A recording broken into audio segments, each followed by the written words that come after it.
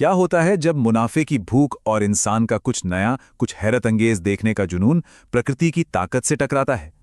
सोचिए, मनोरंजन के लिए डायनासोर को वापस जिंदा करने का आइडिया सुनने में तो एक सपने जैसा लगता है ना? पर यह सपना एक बुरे सपने में भी बदल सकता है। तो चलिए आज हम उस कहानी की परतों को खोलते हैं जहां इंसानी सोच ने एक ऐसा अजूबा बनाया जिसकी कीमत लगभग पूरी तबाही थी। और यही सवाल असल में इस पूरी कहानी की जड़ है। क्या जुरासिक वर्ल्ड इंसानी कामयाबी का एक शानदार नमूना था, या फिर ये इंसानी घमंड का सबसे बड़ा शोकेस था? प्रकृति को पैक करके बेचने की एक कोशिश, ये भूलकर कि प्रकृति को कभी भी बांधा नहीं जा सकता। चलिए देखते हैं कि कैसे एक पार्क जिसे इंसानी सोच का शिखर माना जा रहा था, उसी जीव की वजह से तबाही के मुहाने पर आ खड़ा हुआ जिसे उसने अपनी सबसे बड़ी उपलब्धि समझकर बनाया था। तो हमारी कहानी शुरू होती है इस्ला नोबेलार में, लेकिन इस बार ये किसी नाकाम प्रयोग के खंडहरों पर नहीं, बल्कि एक जबरदस्त कामयाबी पर खड़ी है। एक पूरी तरह से चलता हुआ super popular dinosaur theme park, एक ऐसी जगह जहां करोड़ों साल पुराने अतीत को फिर से जिंदा किया गया, उसे कंट्रोल किया गया और दुनिया के सबसे बड़े तमाशे में बदल दिया गया। जरा सोचिए वो नज़ारा। पार्क की शान और सक्सेस को दिखाने के लिए इससे बेहतर कुछ हो ही नहीं सकता। हजारों लोग अपने फोन ऊपर उठाए बड़ी हैरानी से देखते हैं कि कैसे एक 18 मीटर का मोज़ासॉरस पानी से उछलकर एक बड़ी शार्क को एक ही बार में निगल जाता है। ये सिर्फ एक शो नहीं था, ये एक ऐलान था कि यहाँ इंसान सिर्फ अतीत के साथ जी नहीं रहा, बल्कि वो उसे डायरेक्ट कर रहा है, उसे जनता की तालियों के लिए कोरियोग्राफ कर रहा है। लेकिन यहाँ एक दिक्कत थी। सबसे बड़े अजूबे भी एक वक्त के बाद पुराने लगने लगते हैं। 10 साल की जबरदस्त कामयाबी के बाद पार्क एक बहुत ही मॉडर्न प्रॉब्लम से जूझ रहा था। लोगों की बोरियत। जो चीज कभी एक चमत्कार थी, एक जीता जागता डायनासोर, वो अब चिड़ियाघर के हाथी जितना ही आम लगने लगा था। पार्क में आने वालों की संख्या घट रही थी और साथ में मुनाफा भी। अब पार्क को कुछ नया चाहिए था, कुछ बड़ा, कुछ ज्यादा शोर मचाने वाला, कुछ ज्यादा दांतों वाला। और ये था उनका सॉल्यूशन, इंडोमिनस रेक्स। ये कोई खोजा हुआ डायनासोर नहीं था, नहीं, इसे तो लैब में डिजाइन किया गया था। एक ऐसा जानवर जिसे सिर्फ एक मकसद से बनाया गया कि सीटें फिर से भर जाएं। इसे टी-रेक्स से भी ज्यादा खतरनाक बनाया गया, ज्यादा दांत, ज्यादा अक्ल और ज्यादा गुस्सा। ये कुदरत की नकल नहीं, बल्कि उसका एक बहुत ही खतरनाक वर्जन था। तो साइंटिस्टों और बिजनेस वालों की इस दुनिया में हमारी मुलाकात होती है ओवेन ग्रेडी से। वो इन जानवरों को किसी बैलेंस शीट पर नंबर की तरह नहीं देखता। वो एक एनिमल ट्रेनर है जो इन पुराने शिकारियों को उनकी सोच के लेवल पर समझता है। वो वेलोसिरैप्टर्स के साथ काम करता है और उसने एक बहुत ही नाजुक रिश्ता बनाया है, इज्जत और खौफ के बीच की एक पतली सी लाइन पर। तो जब ओवेन को इंडोमिनस के बारे में पता चलता है, उसका तजुर्बा उससे फौरन बता देता है कि कुछ बहुत गलत है। उसे एक नया अट्रैक्शन नहीं, बल्कि एक आने वाली तबाही दिखती है।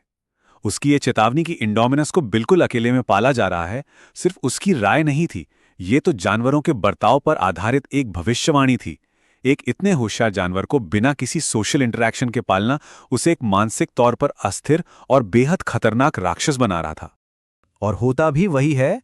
जब चेतावनियों को अनसुना कर दिया जाता है तो ओवेन का सबसे बुरा डर सच हो जाता है। यहीं से कहानी एक खतरनाक मोड़ लेती है। ये वो पल है जब पार्क की सबसे बड़ी कमाई की मशीन उसकी सबसे बड़ी दुश्मन बन जाती है और पूरे आइलैंड पर तबाही मचा देती है। इंडोमिनस का भागना सिर्फ ताकत का खेल नहीं था, ये उसकी भयानक अक्ल का सबूत था। ये दिखाता है कि वो सिर्फ एक जानवर नहीं, बल्कि एक स्ट्रैटेजिस्ट है।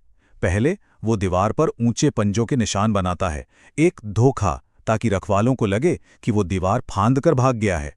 फिर अपनी जेनेटिक इंजीनियरिंग से मिली एक ताकत का इस्तेमाल कर वो अपने शरीर की गर्मी छिपा लेता है और पार्क की टेक्नोलॉजी के लिए जैसे गायब हो जाता है।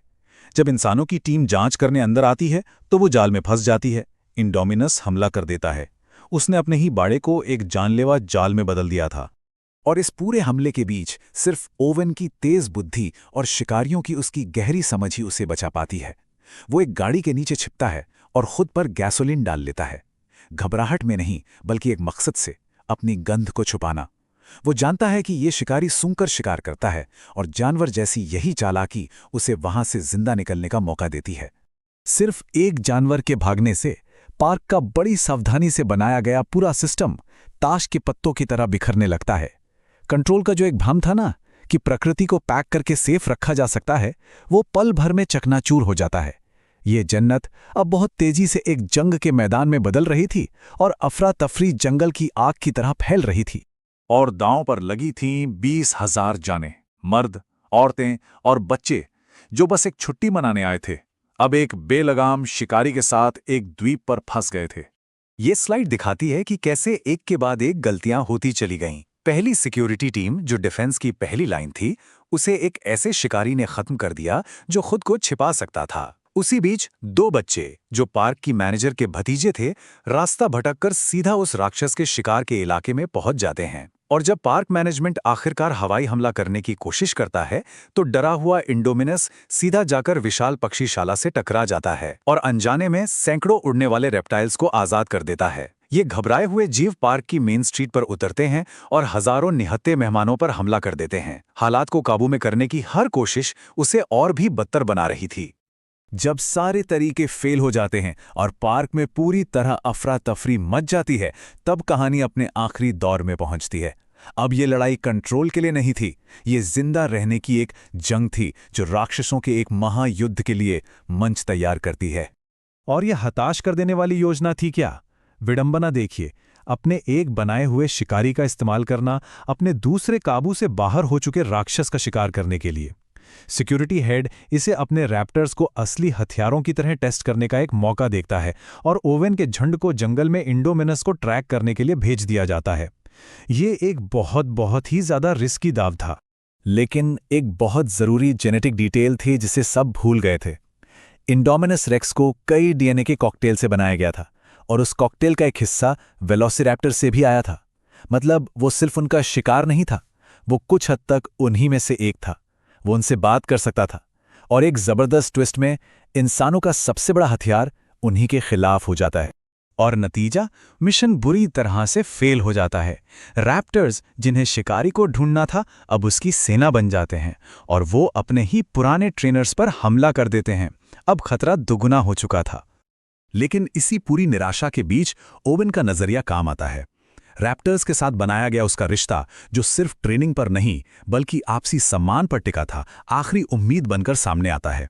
वो झुंड की लीडर ब्लू तक पहुंचने में कामयाब होता है और उसे याद दिलाता है कि उसकी असली वफादारी कहाँ है, जेनेटिक कोड में नहीं बल्कि उस रिश्ते में जो उन्होंने बनाया था। तो जब एक बनाया हुआ मॉन्स्टर काबू से बाहर हो जाए, तो उसे रोकने का क्या तरीका है? शायद एक और मॉन्स्टर। पार्क की मैनेजर क्लेयर अब उस खौफ को पूरी तरह समझ चुकी थी जिसे बनाने में उसने मदद की थी, और वो एक आखिरी हताश फैसला लेती है।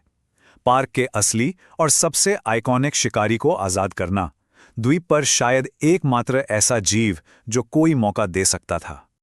और बस फिर क्या था? एक जलती हुई मशाल के इशारे पर द्वीप का असली राजा लड़ाई में उतरता है।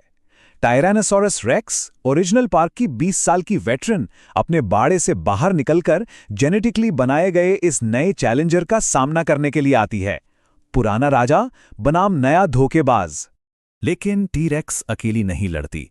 एक हैरान कर देने वाले पल में वफादार रैप्टर ब्लू लड़ाई में वापस लौटती है, अपने पुराने ट्रेनर के खिलाफ नहीं बल्कि टी-रेक्स के साथ। ये एक ऐसा गठबंधन था जिसके बारे में कोई सोच भी नहीं सकता था। 2 अलग अलग जमानों के टॉप शिकारी एक अप्राकृतिक राक्षस के खिलाफ कंधे से कंधा मिलाकर लड़ रहे थे।